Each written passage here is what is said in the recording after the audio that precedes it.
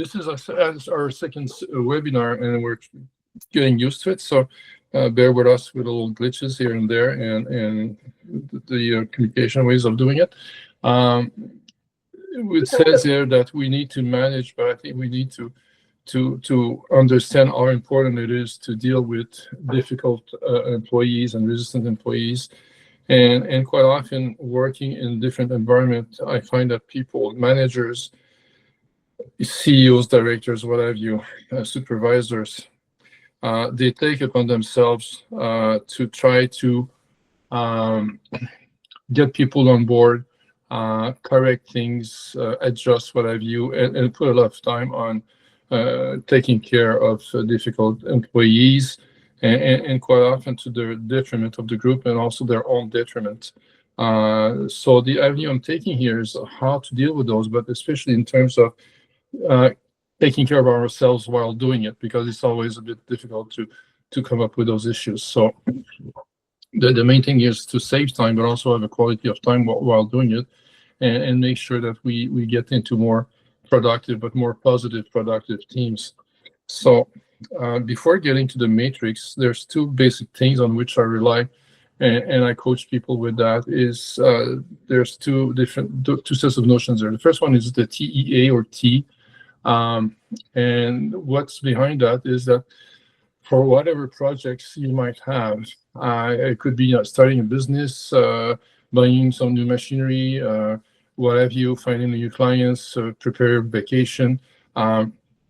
You need three basic elements here. I'll start with the bottom one, which is assets. Often people starting small businesses, they say, well, I don't have the money. Money is one thing, but assets is something else. What are the tools that you have? What's the material you have around you? What kind of access do you have to square foot? Do you know anybody with special knowledge that could help you? So those would be the assets that you need to work on any projects. Now you might lose some. Some people will lose $10,000. Some others will lose $1 million. But once you know how to do it, you can get it back. There's no problem with that. Energy for whatever project you have, you need to have energy. It could be the energy for the project per se, like electricity, hydraulics, and what have you. But you need your own energy also as a person. Now, if you always waste your time and energy on something that doesn't work, that takes you down, and you'll just feel like depleted after a while. Nice thing about energy, though, is that you can replenish it through breaks, vacation, or doing differently. Any projects and dealing with difficult employees will take you time. And the bad thing about this is it's non-renewable. So you might as well want not to repeat it, get it fixed, and move on to something else. Otherwise, you just spend your time, run and run again, doing the same thing. So the T concept here, we heard before in the past in the industry that time is money. It used to be right, but I think the wealth of somebody right now is to have some time, free time, quality time, and have time to work on the right things. So the whole thing here is about how do you do to create the time that you need, that it is a quality time, and you don't lose it, because it's not renewable. Once it's gone, it's gone. So time is of the essence here. So that's the first concept behind what's coming up. The second one is the TTT. Once I was in India, in Calcutta, there's a temple there called Bilur Mat. It's really, really a nice temple. And I was with a guy, his name is Shekhar Ghosh, and we stopped for tea again. And he says, do you know, Guy, do you know the 3 T's of life? So I says, no, what's that? So he says, well, life is composed of 3 T's. The first T is for test. Life will send you a test. Life will test you in some ways, and just know if you can manage it or not. And what will happen with that test depends on your temperament, how you deal with it, how you construct, what tools you use, how it affects you, how you react to it. So temperament is one thing. It says, now, if you don't pay attention and you always answer a test by the same way, it's going to come back and back and back again until you learn the lesson. Now, he says to learn the lesson, you have to get into fine-tuning, which is, there was a test, I answer with whatever I had. I need to stop, ponder the whole thing, take a stance back, and get some insights on it. So the next time I would do it differently. Now, for managers dealing with difficult clients, they often get into a vicious circle of repeating and repeating and repeating the same thing all over at the same time, and says, "Oh no, not this again," and they get entangled in a loop. And this is where we need to stop, get insight, often get some help from coaching, and see, okay, what's to do next time? How do it differently, and how do we compose with that? So those two basic concepts are beyond what we're going to look into. Now let's look at employees that you might have, and this is the matrix that we have. And we take for granted that when you have people working for you, going through selection, you hired people that knew how to do the job, so they can do the job actually. Now, having the knowledge and having the skills and applying it in the right way, that's one thing. Having an attitude, that's something else. Now, whatever team you might have, and I've seen so many teams, you've got what we call the aces, people that are really good at what they do, they know what they're doing, they require little supervision of, if not at all, and they're quite autonomous. They have intuition, and they have, they get up and go, and they do things. So you can rely on those people, and quite often, it's just like a handful of people that you might have around you. There's the eager growers, or the second best, if you want. Those would be the younger guys coming in, having the knowledge, knowing what to do, eager to learn, but they're lacking in experience. So this is where mentorship comes in, where the aces and those guys could work together and move on. Then you've got the complacent maintainers, or the meh, so you ask them to do something and they drag their feet, they do the minimal things. They're like minimalist. And they will do as little as they can just to go through the day, go through the motion. There won't be much initiative there. And you might have something, they would say something like, "Well, you didn't tell me, I didn't know. Yeah, that wasn't on my list." And you get a little resistance here, but they're not bad, but they're not good. Then you got the vocal resistors, possibly the skill one. This is an issue in health and safety.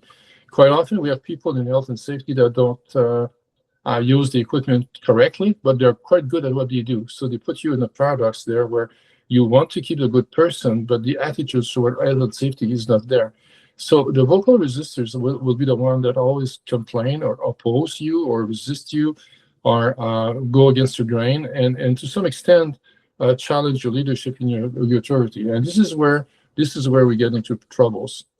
Now, I don't know if you've played when you were kids the snake and ladder game here, but this is what happens.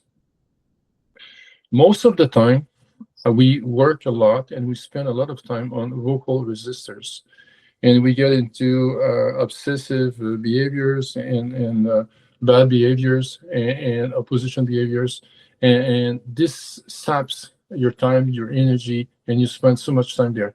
Now, we need to know that people that are in that category are also attention seeker. So what they want is your attention. So they provoke you to get the attention. But while you're doing that, you're not working on the core value of your business. You're not working on the plus value of your business. And you might be missing the boat on the long end. Now, if you spend all your time there, top performers might ask themselves, why do I work so much if I don't get any attention? And this is where the slide of the snakes gets in. If you put all your time on the bottom right corner, 80% of your time, like the Pareto theorem that we have, put 80% of your time for 20% result, well, you don't get much result there. So everybody might be sliding down. The thing here is to give as least time as possible to the vocal resistor and give as much time to the top performers. Work with the top performers, work on developing their talent, work on what's working on, motivating, getting the second best in. Complacent maintainers will say, "Oh, what's happening here?" They might get into pace with those guys. And then vocal resistors needing attention, not getting attention, might start to react in a way where it's easier for you to encompass what they're doing and come back with a program to clarify what's going on with them. So a typical pattern would be to spend 80% of your time with the lowest performer, but that's the best thing to do. And we should redirect all of this with the top performers, make sure that we boost morale, and make sure that we don't get into the unconscious trap. When I do coaching with directors and supervisors who have so much time and so much energy spent on the lowest performers of their team, I ask them, Is that becoming a reason for you not to succeed? And they don't like me when I ask the question, because if you want to succeed, why do you spend so much time on something that doesn't work? Put your energy on what works and have it give the rest of the team traction. So it's important to know that the more time you spend with the lower performer, the worse it gets. So what's to do? Well, first of all, you need to reduce your time with them. Uh, in correctional services criminology, when new prisoner gets in, we evaluate them and we says, okay, what kind of people do we have? So, and there's a category that's called strict limitation. So anybody who has a mindset of opposing you, what you have to do is strict limitation, which means you give them a contract with 1, 2, 3 items to do with a rigid deadlines and consequences if they don't do. And you don't talk about anything else that 1, 2, 3. Did you get the deadline? Yes or no? And this can be difficult to maintain at first, but we need to have a clear boundaries and expectation of those. And I also make sure that you do have consequences if the boundaries and the expectations are not met. You need to empower the top performers because they're the one with traction that will move forward for your team.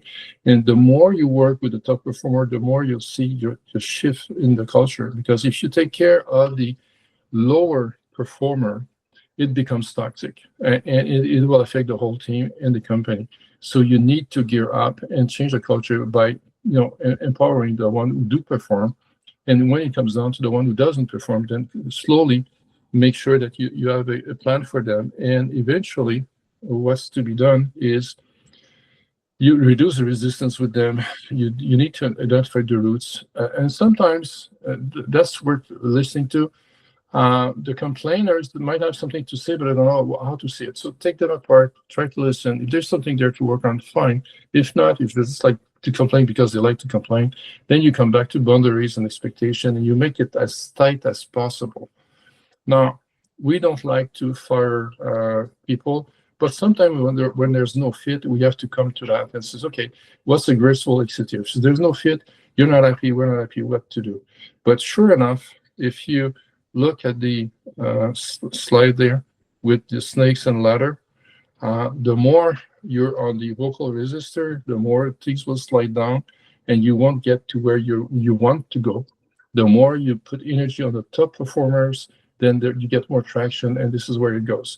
At the end of the day, at the end of the week, when you work with top performers, you'll end up yourself a bit more satisfied and energized about what you do than if you're always working through resistance. So in a nutshell, that's the matrix. That's how it goes. And it sounds easy, and we just did that in about 20 minutes or so. But it's not that easy because when we deal with resistant people, we also have to deal with our own ability to face it, go through discipline, have that courageous conversation with the person, and there's tips for that. But sure enough, if we don't do it, then the price for the organization, the price for the community, the price for the company is not giving its full power, its full value. So that about covers it. I don't know if there's any comments or questions, or if that was clear, if it did make sense. So if you have any tomatoes to throw, we're taking them.